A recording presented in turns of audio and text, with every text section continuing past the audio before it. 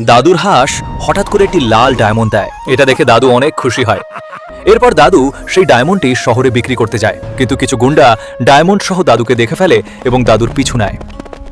দাদু বুঝতে পেরে গুন্ডাদের হাত থেকে বাঁচার জন্য দৌড়ে পালাতে থাকে।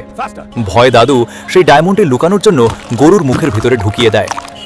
এরপর দৌড়ে গিয়ে গিয়ে একটি ডাস্টবিনের ভিতরে ঢুকে লুকিয়ে পড়ে। এদিকে গুন্ডারা দাদুকে খুঁজে না পেয়ে মন খারাপ করে চলে যায়।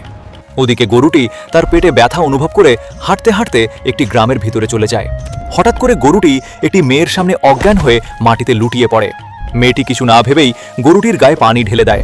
সঙ্গে সঙ্গে গরুটি জ্ঞান ফিরে পায় এবং ধীরে ধীরে গরুটির শরীর লাল ডায়মন্ডে পরিণত হয়।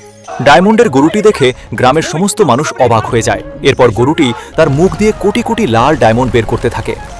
পুরো গ্রামের মানুষ সেই লাল ডায়মন্ড দিয়ে তাদের জন্য বাড়ি বানায়, কিন্তু সেই গরুটি কান্না করতে থাকে, কারণ কেউ তার ভিডিওতে লাইক সাবস্ক্রাইব করেনি।